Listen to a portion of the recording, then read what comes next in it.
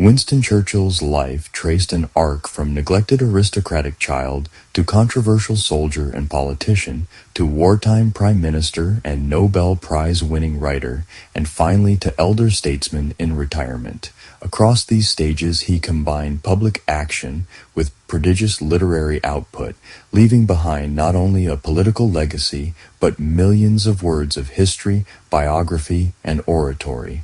His story is inseparable from the great conflicts of the 20th century, yet it also illuminates how a single personality used language, spoken and written, to shape both events and memory.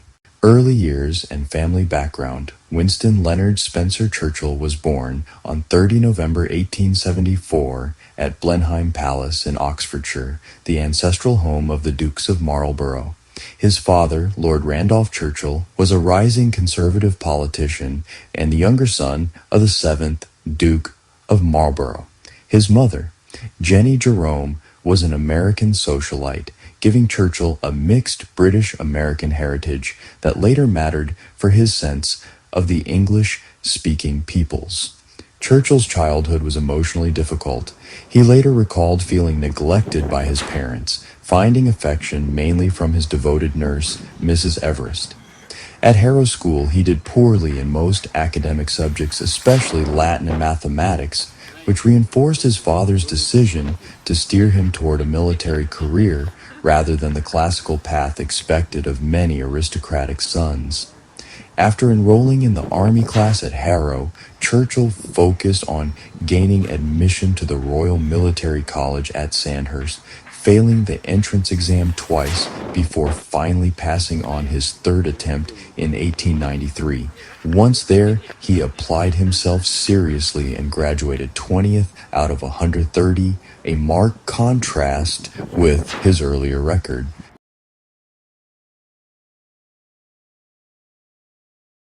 Commissioned as a second lieutenant in the 4th Queen's Own Hussars in 1895, Churchill was determined both to see active service and to make a name for himself. With the help of family connections, he arranged to report as a war correspondent while serving as an officer, beginning a pattern of combining military experience with journalism and book writing that would characterize his early career. His first significant postings included British India, where he served on the northwest frontier and wrote The Story of the Malacan Field Force, 1898, a polished account based on his dispatches. He then took part in the Anglo-Sudan War, riding with Lord Kitchener's forces and witnessing the Battle of Omdurman. This campaign produced the River War, 1899, an ambitious 2-volume history that already showed his taste for strategic analysis and grand narrative. Seeking further adventure, Churchill went to South Africa as a correspondent during the Second Boer War, was captured in an ambush, and made a dramatic escape from a POW camp, an episode that brought him wide public attention in Britain. By 1900, Churchill had left the regular army and used the fame from his books and speeches to enter politics, winning a seat in Parliament as a Conservative MP for Oldham. Yet military affairs remained central to his identity and later ministerial roles, especially at the Admiralty and in wartime leadership. Early political career and World War I, Churchill's pre-World War I political career saw him shift parties and offices, while cultivating a reputation as energetic, ambitious, and controversial. Disappointed with the conservative leadership, he crossed the floor to join the Liberal Party in 1904 and held several cabinet posts, including President of the Board of Trade and Home Secretary. In October 1911, Prime Minister H. Asquith appointed him First Lord of the Admiralty, placing him in charge of the Royal Navy at a time of intense Anglo-German naval rivalry. As First Lord, Churchill promoted naval modernization. He supported the transition from coal to oil fuel, reorganized the Admiralty, and championed new warships, insisting Britain must outbuild Germany to maintain command of the sea.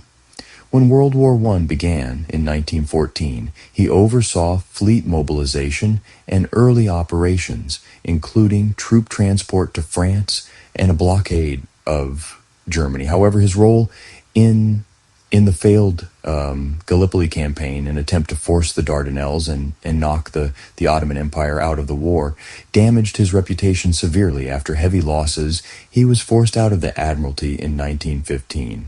Churchill briefly served on the Western Front as a battalion commander, seeking to redeem himself through personal risk, before returning to politics later in the war.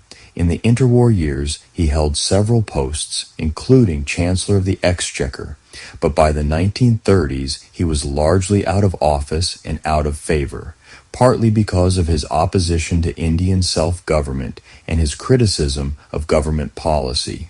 Yet this wilderness period allowed him to write extensively and to warn, long before most colleagues, about the dangers of Nazi Germany's rearmament.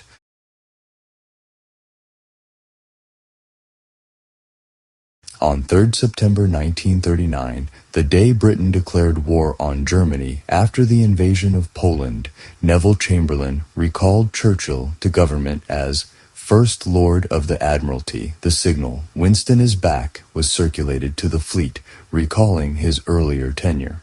As the war in Europe deteriorated with German victories in Norway and France, Chamberlain's position collapsed. On 10th of May 1940, Churchill became Prime Minister at the head of a coalition government, just as German forces launched their Western offensive.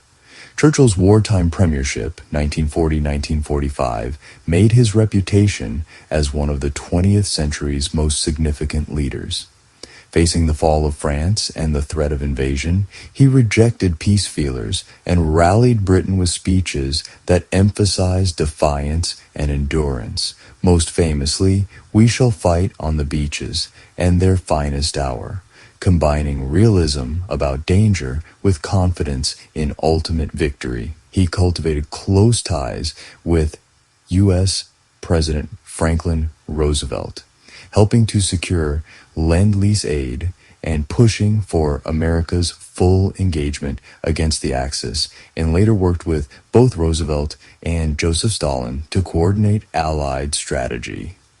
Strategically, Churchill sometimes clashed with his military advisors and allies, favoring Mediterranean and peripheral operations, North Africa, Italy, before a cross-channel invasion, and he remained deeply concerned about post-war balance of power, particularly Soviet influence in Eastern Europe.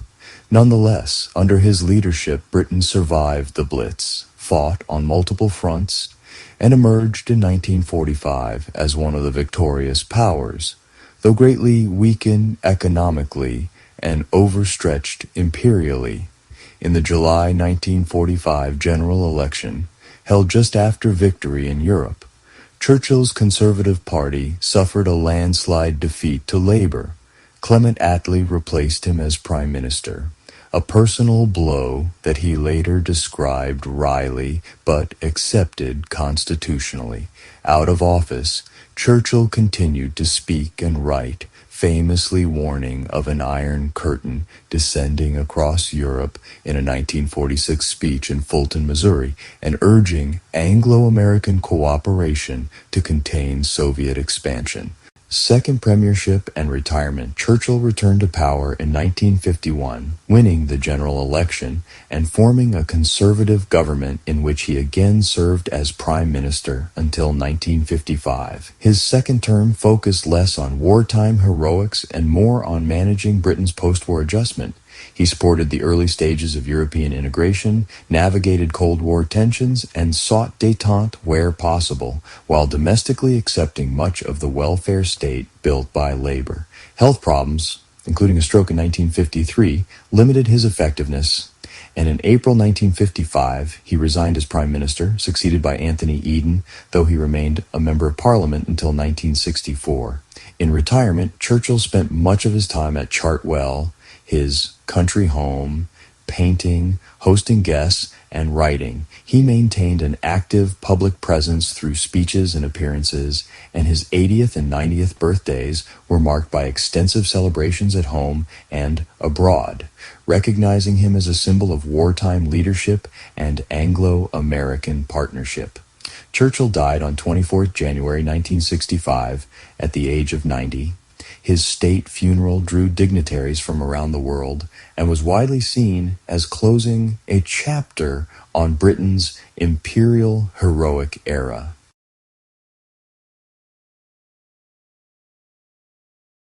Parallel to his military and political careers, Churchill built an extraordinary life as a writer, which provided both income and a way of shaping his own and his nation's history. His literary work began with campaign narratives from India and Sudan, the story of the Malacon Field Force and the River War, and continued with London to Ladysmith via Pretoria and other Boer war books, which combined reportage, self-mythologizing, and strategic commentary. In 1900, he published his only novel, Savrola, but soon focused on nonfiction, biography, history, political essays, and collected speeches.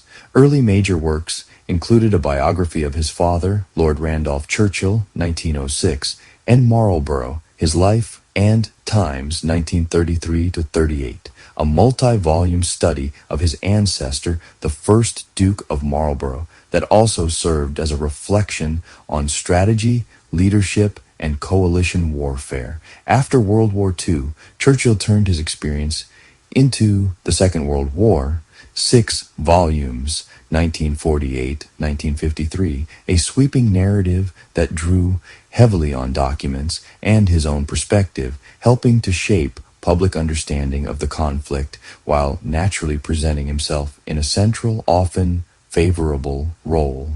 His final major project, A History of the English-Speaking Peoples, 4 volumes, 1956-1958, traced the intertwined histories of Britain, the United States, and other Anglophone nations, expressing his long-standing belief in a transatlantic community of values and interests. In 1953, Churchill received the Nobel Prize in Literature for his mastery of historical and biographical description, as well as for brilliant oratory in defending exalted human values, recognizing not just his war memoirs, but the totality of his output, including speeches, histories, and biographies. Estimates suggest he wrote 8 to 10 million words across more than 40 books and countless articles and speeches, making writing not only his main source of income for much of his life, but also a way of wrestling with his own demons, his black dog of depression, and leaving a crafted record of his times.